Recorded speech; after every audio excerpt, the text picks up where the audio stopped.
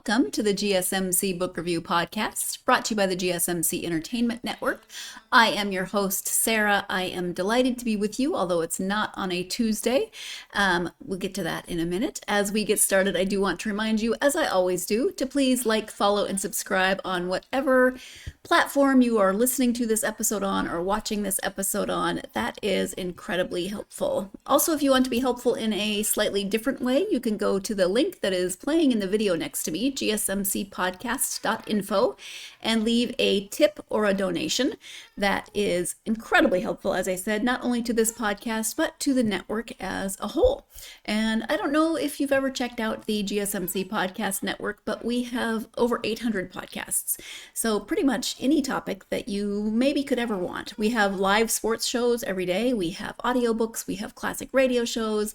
There's lots and lots of different shows. So if you want to help out the podcast, my podcast, especially since it's mine, I'll make that plea, but the network as a whole, you can do that at gsmcpodcast.info. Thank you, as always, for all of the support you've given this podcast over the years. It is greatly appreciated.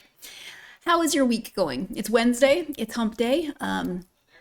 So hopefully you are in the middle of a really good week here in September. It's been an okay week. Had a good weekend, but then on Sunday I got a migraine, and it's finally better today. Although the lights are a little bit annoying, but I'm gonna get through it. It's finally better. It was still very much present yesterday, and it's not the worst one I've ever had. I cannot complain.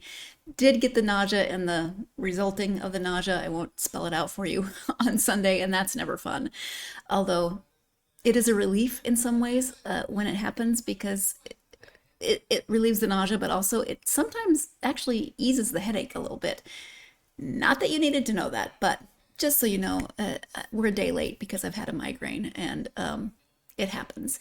But other than that, the week is going okay. We're still having gorgeous weather. It's been in the mid 70s. Today's the hottest day of the week, and it's only supposed to get to somewhere in the low 80s, low to mid 80s maybe. And so been doing our usual walks, and I've been loving the cooler weather. Not that it got insanely hot, but it was hot enough for a while. But I'm currently loving the cooler weather, and I hope that you are having some beautiful fall weather wherever you are. Fall makes me start thinking of sweaters. Comfy, cozy sweaters. I love that. And what does it make you think of? I know a lot of people get excited this time of year for the return of the pumpkin spice latte. I have a confession for you. I've never been a huge pumpkin spice latte fan. I like pumpkin pie. I like pumpkin pie spice. But for some reason, the pumpkin spice latte has just never been my jam. And every couple of years, I would think, everyone loves it so much, I really need to try it again. And I would try it, and I would just think, meh. So, hey, I am happy if that is your thing, and if it's back and you are so excited, that is awesome. Go drink as many pumpkin spice lattes as your system can handle.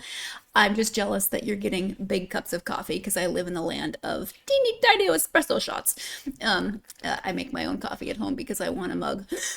I understand the expediency of the espresso shot. You know, you order it, you go like that, and you're off on your way. But I am more, even more than the caffeine boost in the morning. I mean, I'll drink decaf coffee when I've frequently given up caffeine at various points in my life. I'm happy with a cup of decaf coffee as long as I can just sit there with that cup in the mug, a mug of coffee, and just sip my coffee. That was a tangent I didn't expect to take, but it's September. There is a theme. My author's wearing a sweater. I told her I was jealous when we did the interview. It's pumpkin spice season. It's spooky season, which brings me to this book. So I keep seeing on Facebook that all of September, and I guess all of October, because Halloween isn't until October 31st. All of September and October are just Halloween Eve. If you are a fan of spooky season, then this is something you're definitely going to want to tune into. I am speaking today with author Kelly Florence. We are talking about her book that she co-wrote with her best friend, Meg Hafdahl, Travels of Terror, Strange and Spooky Spots Across America.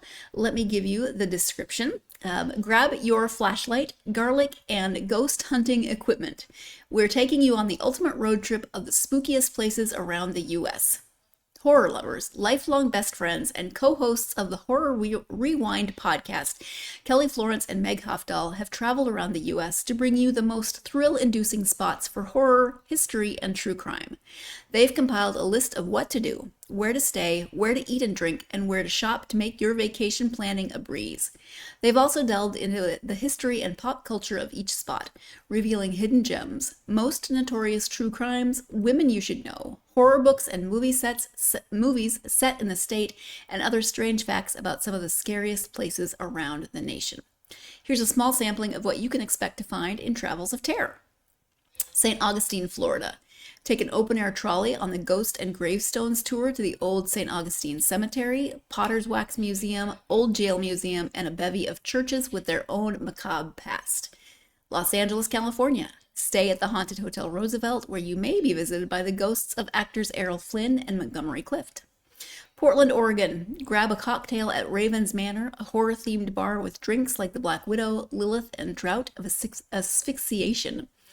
Pittsburgh, Pennsylvania. Learn about the most famous true crime to happen there, when the wife of the Allegheny County Jail warden fell in love with a convicted murderer.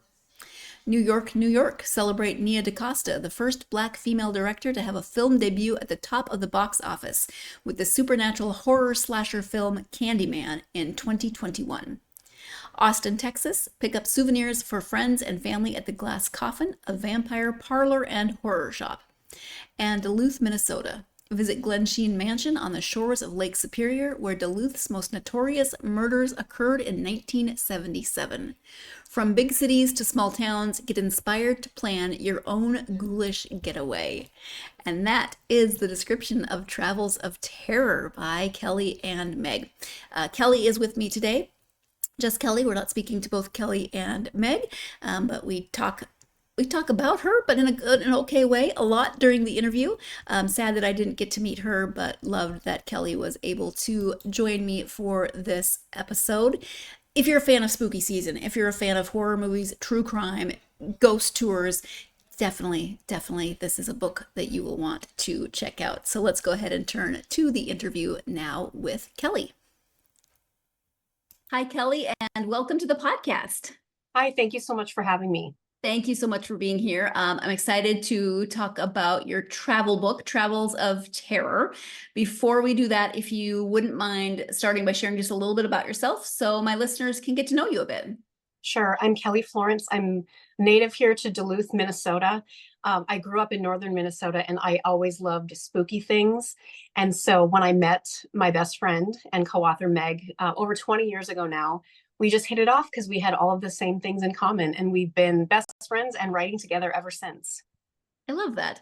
And Meg is not joining us today, so we will miss her. Do you want to just say a little bit about Meg since she is your co-author? Yeah, absolutely. She was born and raised in Canada and then moved to the United States, where luckily I was able to meet her and we bonded over our mutual love of the X-Files. She introduced me to my husband and I introduced her to hers, and we're still married 20 years later and we have kids that are best friends. So it's amazing how fate and life brought us together and we have all this stuff in common. Yeah, and you have matching horror themed tattoos now as well, like from the book. I know this.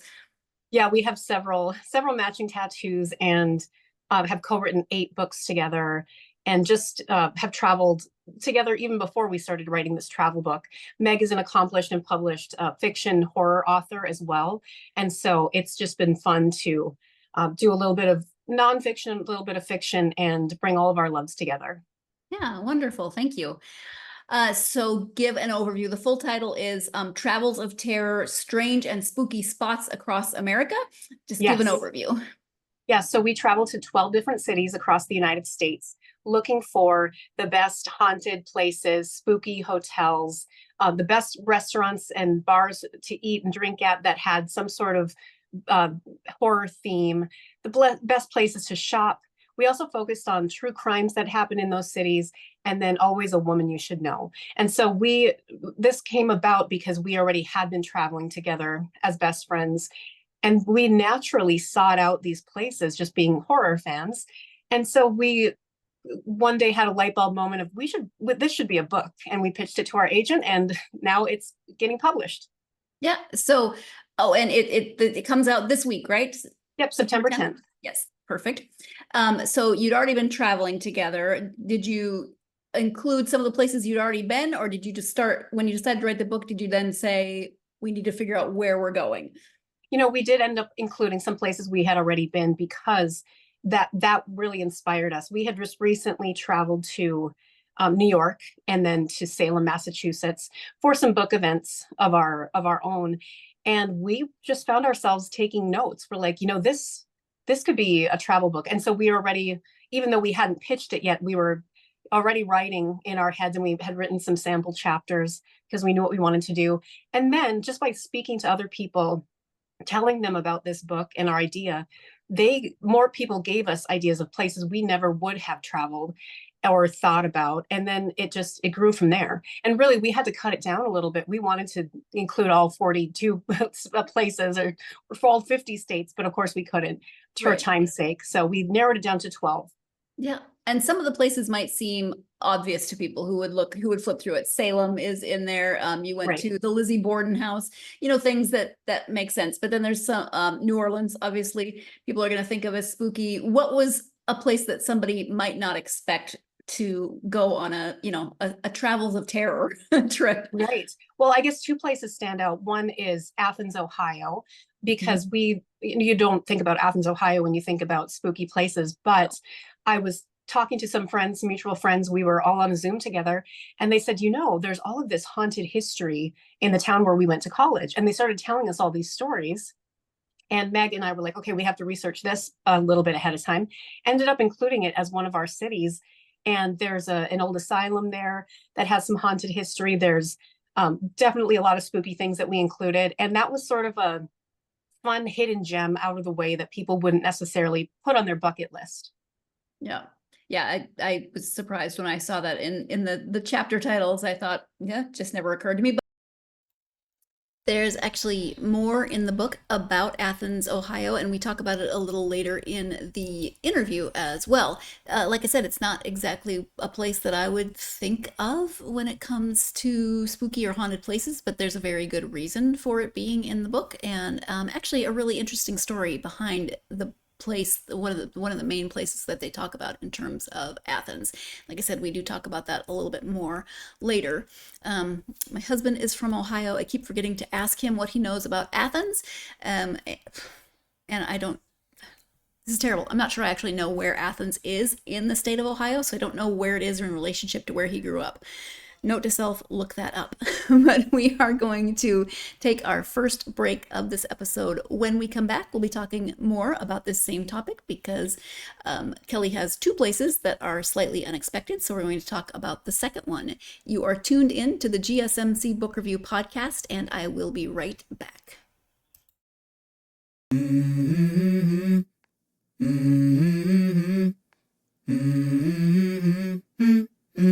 Let's go.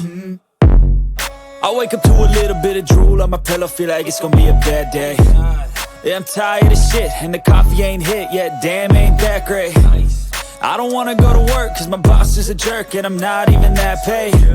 I need a change in my life, cause I don't feel alive, and there's nothing that makes me happy. Hold my beer for a minute, I'm about to quit my job, cash in for a ticket. I'm going on a trip and I don't plan to visit. I'm gonna stay there till I feel like I'm winning, and this is just the beginning. I need a big change, help me feel like living. I need a big swing, home runs I'm hitting, and I'll never look back, moving on till I get it all. And we all got dreams, we all want things, but what you gonna do for it, how you gonna move for it, what you gonna be, and do you believe you can do anything? Welcome back to the GSMC Book Review Podcast and my conversation with author Kelly Florence. As we get started, I do just want to remind you once again that if you're interested in helping the podcast and the entire network in a monetary fashion, you can do so by going to gsmcpodcast.info. There you can leave a tip or a donation. I think I forgot to mention earlier that you can also leave a question or a comment. I'm happy to engage with those questions and comments. I will either answer them or interact with a comment at the beginning of the next episode after receiving them. So once again, that is gsmcpodcast.info. Once again, thank you as always for all of the support that you give. Before the break, we were talking about Athens, Ohio, and I just wanted to remind you that I'd asked Kelly what were 2 places that she thinks might be a little unexpected. And so let's continue with the interview, and we will get to the second place on that list. But there's stories about pretty much everywhere, right? I would assume. Yeah, exactly. And the other city that stands out as surprising was right here in Duluth, Minnesota, because sometimes you overlook your own hometown or where you're living and don't realize all the history that it has, because sometimes we dismiss it as, oh, it's touristy, or I probably know everything about the city where I'm living. But as we discovered and researched more and talked to people, we found out so many amazing, interesting things. And so we had to include that as a chapter as well. Sure. Yeah, that makes sense. And a shout out to your hometown. Yeah. You mentioned research. So I would imagine you probably did research beforehand, and then the trip itself would be research. Did you do follow-up research as well? Kind of like questions that came up? Definitely. And the thing that we discovered is we didn't want to over research ahead of time, because I feel like that would have gotten us into a trap of, these are the things we're going to write about, these are the things we're going to see, and sort of have blinders on. And so we found our greatest resources were our rideshare drivers and just locals in shops or restaurants that we attended. And they would say, hey, have you seen this? Or have you heard of this? We were constantly taking notes, and then that would lead us to the next place, the next place, the next person. And we got contact information for all of the people that we talked to as sources, and we're able to follow up with them, and they're all included in the book. And it was just so thrilling to get to know real people in these real places and not just have it be this sort of detached tourist book. It's like we're getting to know the real people. Yeah, absolutely. And that's a good tip. You sound like my husband, who is always chatting up our rideshare driver wherever we are. Yeah, it's totally worth it. And I know for a lot of people it's awkward. It's like, no, I don't want to talk to anybody, but I promise you will learn so much. Yep. Yep. I'm more of the it's hard for me. Hard for me to talk to strangers, but he has no problem. So it works well in my favor. Well, that's good. Yeah. Are you and Meg both extroverts? So do you both talk, or was one of you more apt to? I think we would both identify as introverts, but we can be extroverted when we need to. And this process of writing together and, becoming more capable and feeling confident in being like, hey, it's not imposter syndrome anymore. It's like, we're writing this book, and this is our 8th book, and this is valid, and we want to hear what you have to say. I think that's important. So we've learned to come out of our shells. Yeah, absolutely. I understand that, because I can be extroverted when need be, right. But then you just need to leave me alone. So I can go recharge. Yes, we both talk about getting our social batteries recharged, and it's like, okay, that was enough for today. Let's go and read a good book or hide under some blankets and watch a movie. Absolutely. You go to all these spooky places, you learn about experiences that people have had, but before this, you haven't experienced yourself in this book. Before that, had you ever had an experience of a spookier nature, or? No, not to this extent. Like, there were things that happened when I was little, like I was in the woods and I thought I saw something, but I was in 1st grade and who knows. But this was definitely the first time. And Meg and I both talk about how we are probably naturally more skeptical, especially since we write from that science angle in the rest of our books of, can this be proven? What is this based on? We found through our research that truth is scarier than fiction often, and things are based on real occurrences, real medical diseases, all of these things. And something that we researched just with death and ghosts and souls is that there is something there tangible with an energy shift. And whether it's a ghost or whether it's just vibes or those feelings of this thing happened in this space and it feels like palpable. And so, yes, I did have an experience, and so did Meg in a different city, but it's definitely opened my eyes to being more open and less skeptical about the possibility of who is among us. Yeah. Yeah. And I find that fascinating because there are people that absolutely believe and have had experiences, and then there's people that are like, I might believe, but let's try to figure out what's going on. Right, I right, think that's also a really interesting angle to come at it, because there's so many experiences that I don't think you can just dismiss right. And we something. don't know, like, we don't know everything. I mean, think about how far technology has come in the past 100 years and how much, Yeah. history we're still learning and we're still exploring. And I think having that bit of an open mind is good. Yeah, I agree. Can you talk a little bit about you mentioned a woman you should know, and there's a woman Yes. in every chapter. So let's talk about that. And is there one or two that you want to highlight? Yeah, absolutely. The one that has fascinated me ever since I was a child, and even more so now after I read two biographies about her, is a woman named Maila Nurmi. And she was a Finnish woman, and we know her as Vampira or Vampira. I pronounce it in the Finnish dialect because that's what I grew up knowing. She actually lived here in Duluth, Minnesota for a time. Her dad was a journalist for a Finnish American newspaper, and she performed in theater. She moved to Hollywood and she became the original Scream Queen. And so we were able to visit her grave at the Hollywood Forever Cemetery. And then just recently I connected with her niece who wrote one of the biographies about her, Sandra Niemi, and then also her son, who it lives in Boston. So it is fascinating to know that there are these people who not everybody knows their name, but they had such an impact on history, whether it be horror history or something real. The other person I would highlight is Sarah Lamb, who was the first woman convicted of murder in Oregon. And back when it happened, she had an abusive husband. It was self-defense. She ended up going to jail and then put away in an asylum for life. And of course, the times were different. If you had an abusive husband, good luck, probably, and there probably wouldn't be justice. And so just realizing how far we've come as a society and as women. I mean, there's still a long way to go, but it really put into perspective how things have changed. And that's actually that asylums come up more than once throughout the book, because obviously there are places where terrible things happened to people. So I think that's good to highlight, not only that people think, well, yeah, that's a creepy place that's haunted, but okay, why? What's the history of some place like that? Yeah, definitely. And you think about, and we researched all of the things and how now that they've been changing, especially the one that we highlight in Athens, Ohio. They are actively trying to make it a better place for people to live, like, and for affordable housing, and not focus on all of the terrible things that happened, but the good that did happen and can happen going forward. And I think that's important to remember too, not to be exploitative about it, but to understand the history and then moving forward, not make the same mistakes. Right. Yeah. And instead of being see, I know I can't say it either, not exploiting the situation, but using people's fascination with stories like this, and then building on that, that's going to draw people in, but what can we teach them then, and how can we change the narrative and move forward?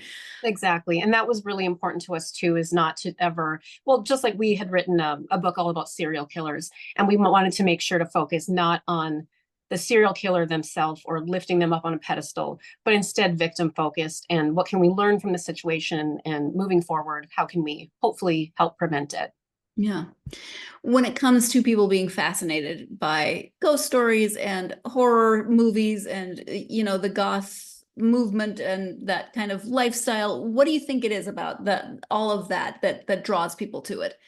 I think that we're all fascinated by things that are a little bit dark and that we don't have all the answers to, because it's fascinating. I personally, I have always loved the horror genre because it makes me feel something in a safe way.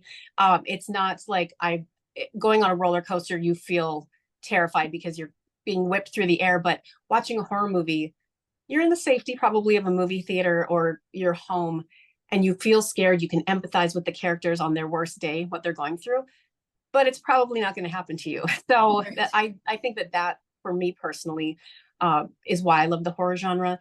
And I also think that people are fascinated with it because it's empathy building. We can put ourselves into these situations hypothetically and think, what would I do differently? Or how would I handle this? Or okay, in perspective, my day's going better than this person. So I'm going to take a step back and realize it's not the end of the world. I just think, yeah, we all have a little bit of fascination with it. Yeah. It's never been my go-to genre, whether in movies or books. And I remember in college, a group of friends going to see, I think it was the first Scream movie. Okay. I could be wrong. And it's just me sitting there cringing. And my friend Stan, I'll never forget this, just kept leaning over and saying, "It's satire. It's satire." Yeah. Yes, we have a good friend. I think we mentioned her in this book too, but she is so afraid of horror movies, and she wasn't able to get into the genre until we started writing our nonfiction books, because she said, this is a way that I can see how they shot that scene, or see what this evidence is based on, and then I can watch it and reflect back on that instead of like being in the moment. Because we watched Friday the 13th with her, and she jumped a foot in the air like several times. Yeah. That's also fun to watch a horror movie with fans or non-fans and see how they react. Yeah. Okay. I'm still not convinced maybe that horror is satire. No, I can see where horror is satire. And Stan, I love you, and I'm not arguing with you, but I'm not sure it's ever going to be my favorite genre. But I will say that I think if I were to watch a horror movie, I would like to watch it with Kelly and Meg, because I really like their approach. And I feel like they are the type of people who say, come to the dark side, we have cookies. I feel like it's come to the horror side, we have cookies, and lots of really good, interesting, like scientific information and anecdotal information and all kinds of things about the movie. So, Meg and Kelly, if that opportunity ever arises, I will watch a horror movie with you. Whew. Probably isn't going to happen, but I'm putting that out there. But we are going to go ahead and take our next break of the podcast. When we come back, we'll be talking more about, obviously, horror and true crime in the book and everything, but the ability to find a little bit, there's something, I think, for everyone in every genre, and we will be talking a little bit more about that, and of course other topics. So you are tuned in to the GSMC Book Review Podcast, and I will be right back.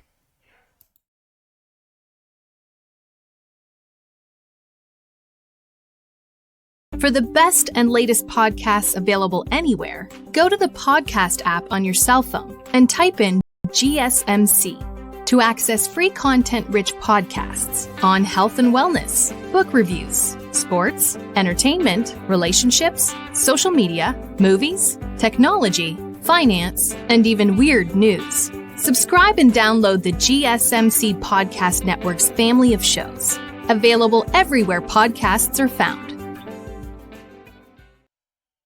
Welcome back to the GSMC Book Review Podcast and my conversation with author Kelly Florence. Before the break, we were talking about Kelly and Meg watching a horror movie with a non-horror movie fan, and just bringing their love of the genre and their interest in the genre and why they love certain movies and what it is about those movies that draws them to that particular movie. And I think that is really interesting. It's always good to sit down with somebody who's really passionate about a subject, especially if you're not quite so sure about it. So we were talking about that before the break. Let's go ahead and return to that conversation with Kelly.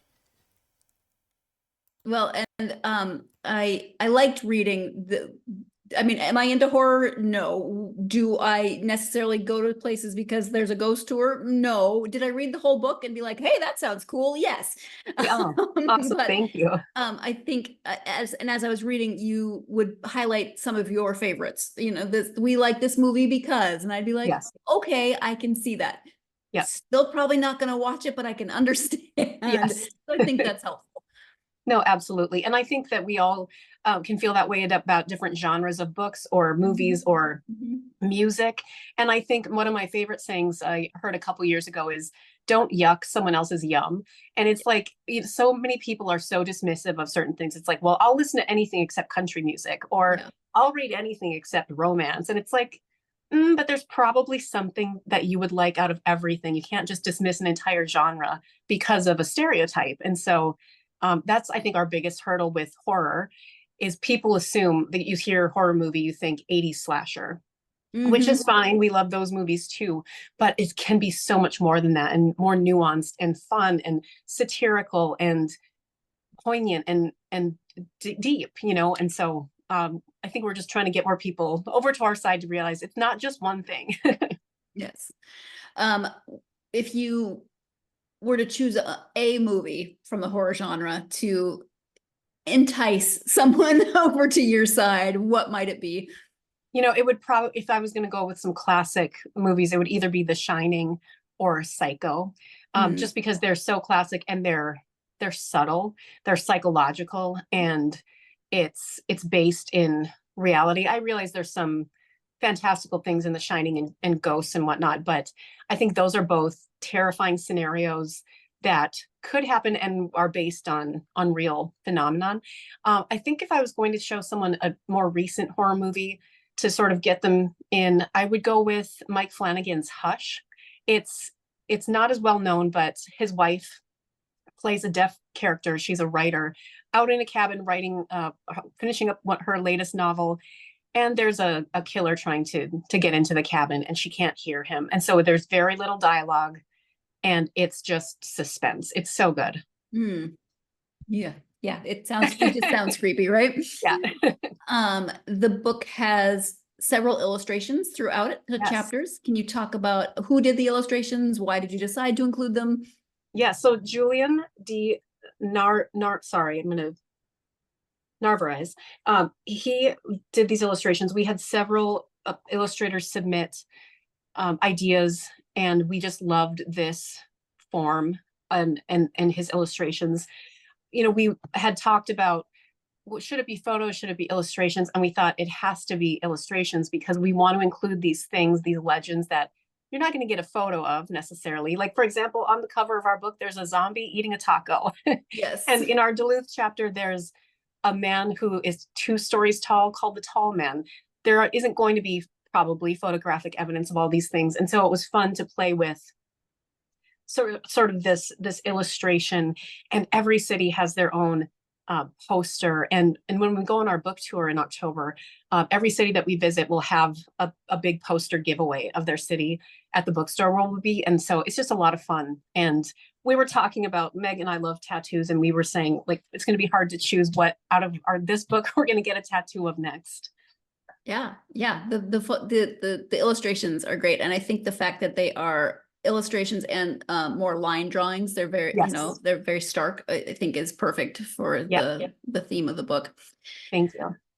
You and Meg have written 8 books together. So what is your co-authoring relationship like? How do you split things up? Do you take different chapters? Do you write different segments? Yeah. So when we started writing together, our first book in 2019, Science of Monsters, we wrote every single thing together because we wanted to make sure that we shared a voice and knew exactly, and weren't doubling up on any research or writing. And so I think that was the right decision. We realized very quickly, though, that because we've been best friends for over 20 years, we already kind of share a voice, and we know exactly sort of the direction we want to go. Not all the time, but it worked out really well. So then by the time we got to our second book and the rest, we will split it up by chapters or sections. And then we always edit together.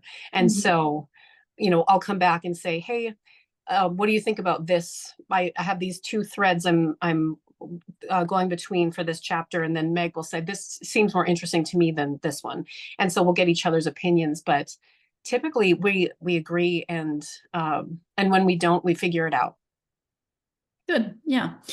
Do you want to highlight any specifics of the other books that you've written together?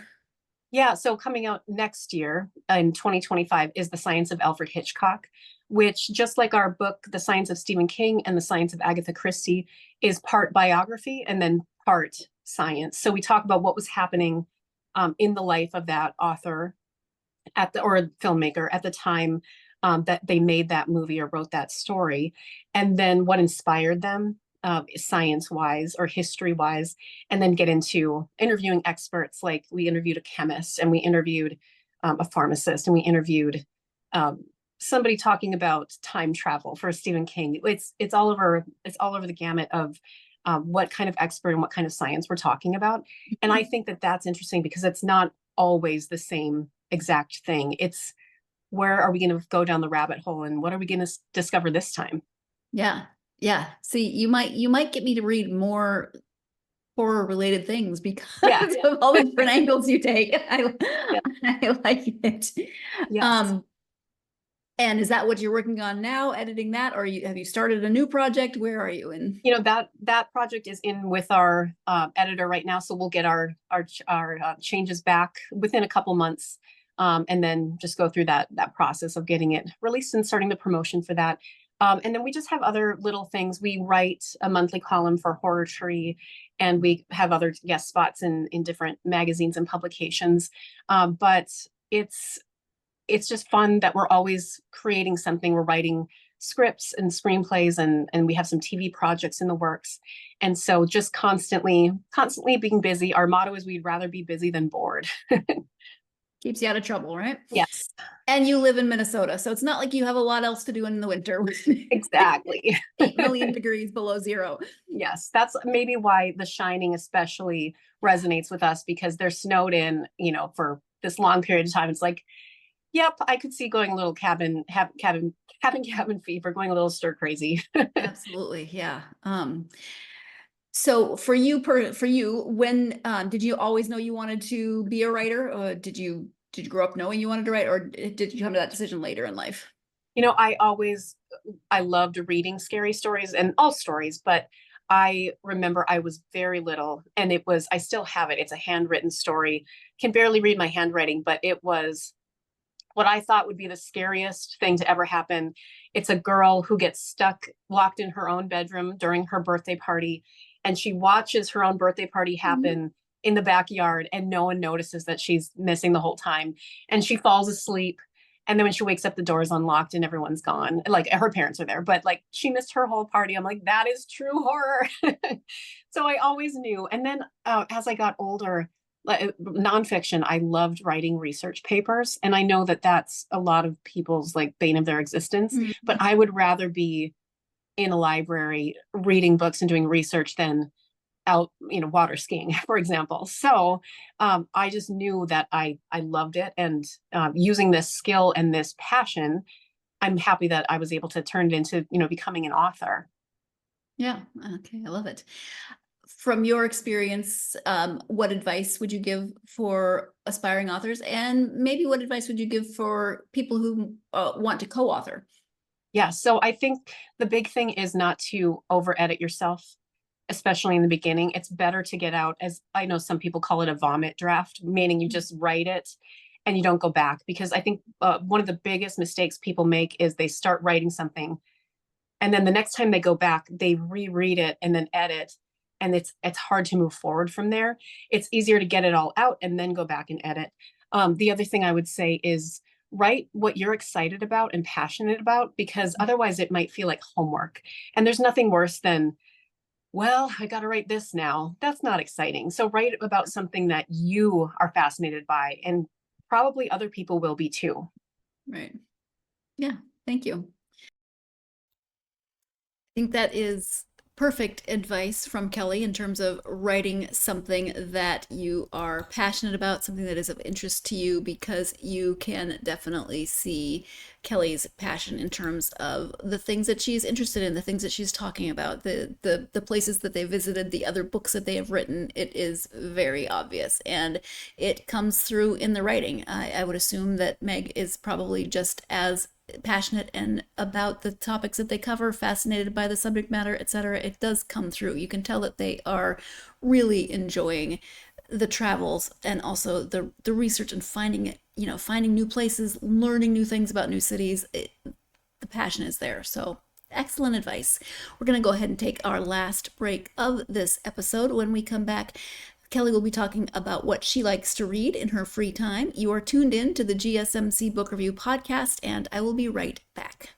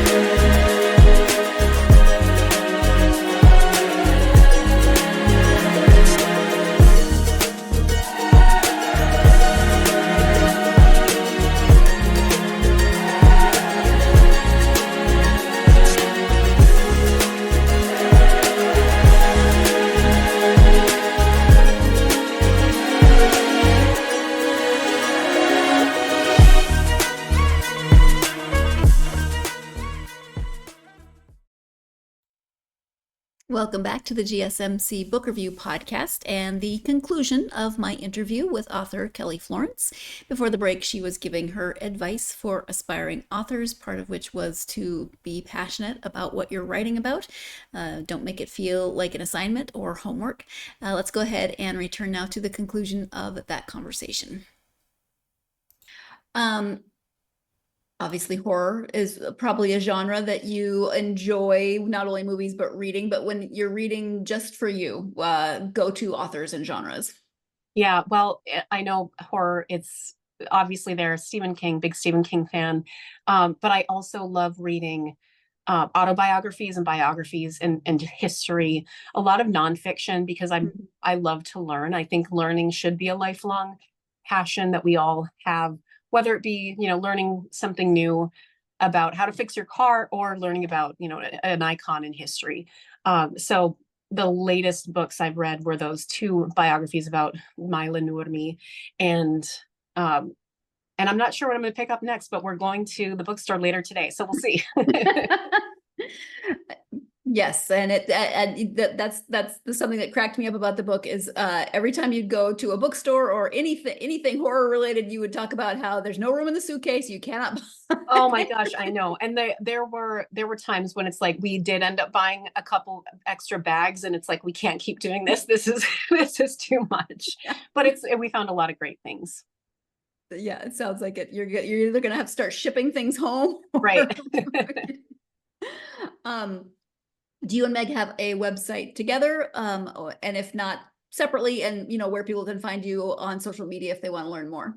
Yes. So our website together is horrorrewind.com. That's the name of our podcast. We started it, I think, 7 years ago now. And that's what sparked our transition into writing together, because we were always talking about these topics. And then we each have our own websites, our names, kellyflorence.com and meghafdahl.com. Okay. Any social media? Yep, we're on social media again under our names and Horror Rewind. Okay, perfect. Thank you. Kelly, is there anything that we haven't highlighted during this time that you want to make sure that you bring up? I guess I'll just mention our book tour briefly. We're going to start here in Duluth, Minnesota on October 1st. Then we're going to Providence, Rhode Island, Pittsburgh, Pennsylvania, Marietta, Georgia, Austin, Texas, Milwaukee, Wisconsin, and Los Angeles, California. And we'll be at an independent bookstore in all of those places signing books. And also in every city except Milwaukee and Los Angeles, we'll be doing a walking ghost tour. We'll be taking you for about a 20-minute stroll and pointing out some things from our book and some unexpected surprises. I love it. We actually we're doing a horror. We're talking about horror. My screen keeps flickering. I know. I love it. It's like some ghost is trying to get in the conversation here. Yes. I actually did my very first walking ghost tour like 3 years ago in Virginia City, Montana, where my niece was working. I'm from Montana, and we went to visit her, and it was fun. I mean, because Virginia City was one of those Wild West towns. Lots of crazy things happen. So, you're starting your book tour in October, which makes absolute sense. Yep. What do you do for Halloween? Oh my gosh. Well, we have found ever since we published our first book together in October of 2019, October is our favorite month, but it's also our busiest month. We prefer, now that our kids are older and they don't trick or treat anymore, we prefer to stay in and hand out candy, watch a scary movie, but just enjoy the day. For us, it's always spooky season. Good. Thank you. And thank you so much for taking time out of your weekend. You're about to jump into your busy season. So thank you so much for joining me to talk about Travels of Terror and writing. And thank Meg as well for her work with the book. I really appreciate it. Awesome. Thank you so much for having me. Thank you again to Kelly for joining me. I really enjoyed the conversation. I apologize for the flickering of my camera. I've been having some technical difficulties with my camera lately. This was definitely the worst. Although, seriously, how appropriate was it that this was the interview that my camera decided to completely go weird on me? It's like the ghost of video calls past. We're coming to say hello in the video. I do not mean that like I mean it a little facetiously, but who knows anyway. But not meaning to like make light of any anybody who may think there's more going on there. Absolutely not that. But it's the perfect interview for that to happen. So, but I do apologize for the flickering. For those of you who found it annoying, hopefully you were able to just block out my half of the screen and focus on Kelly, which is what you should have been doing anyway. Thank you to Kelly. It is September. They have a book tour coming up in October, which of course is perfect timing if you are a fan of goth, horror, true crime, travel, walking ghost tours, then you definitely should check out this book. Maybe you want to take a road trip this fall, or maybe you want to get it this fall and start planning for next fall during spooky season, or I mean really whenever you want to go is great, but seems perfect in the fall when the weather's changing, and I don't know, fall's my favorite time of year, so I love it a lot for many reasons. But definitely check this out, and check out some of Meg and Kelly's other books as well. I am very intrigued by the science of titles that Kelly was talking about. I want to check those out myself.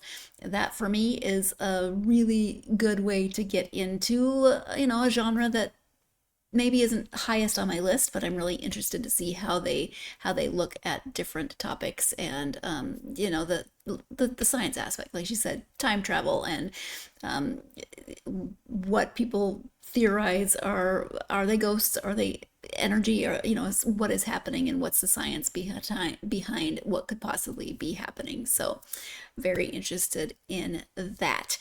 I hope that you will join me for next week's book. I will be speaking to author Peter Kageyama about his book Midnight Climax. This is the second book in a series featuring a character called Katz Takayomo.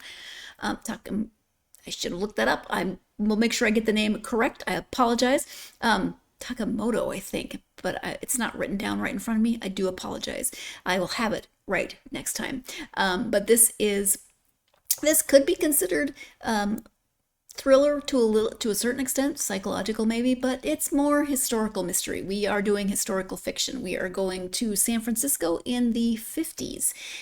Katz is a Japanese man who is a private investigator in San Francisco, so it's just a really fascinating look at San Francisco during this time. There is a mystery to be solved. There are multiple layers to this mystery. The description uses the phrase something about a CIA. You know what? I don't want to get it wrong. I don't want to tease you with the wrong thing, but something about a CIA brothel.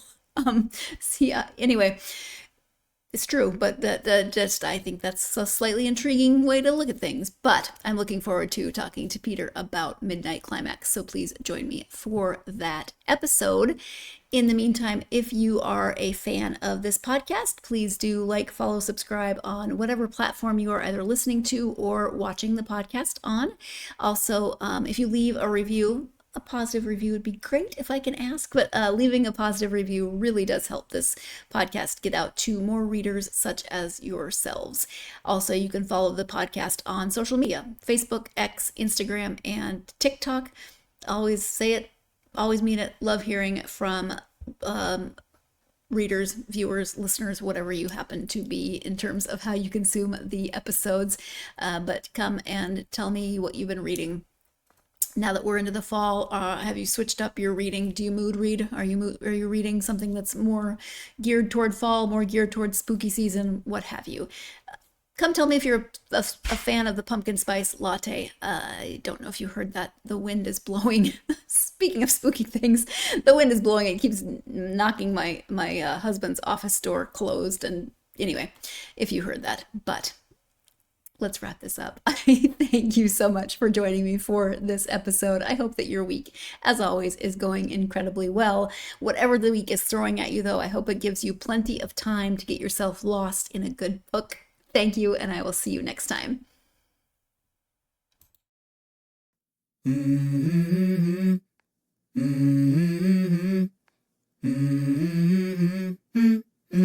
Let's go. I wake up to a little bit of drool on my pillow, feel like it's gonna be a bad day. Yeah, I'm tired of shit, and the coffee ain't hit yet, damn, ain't that great. I don't wanna go to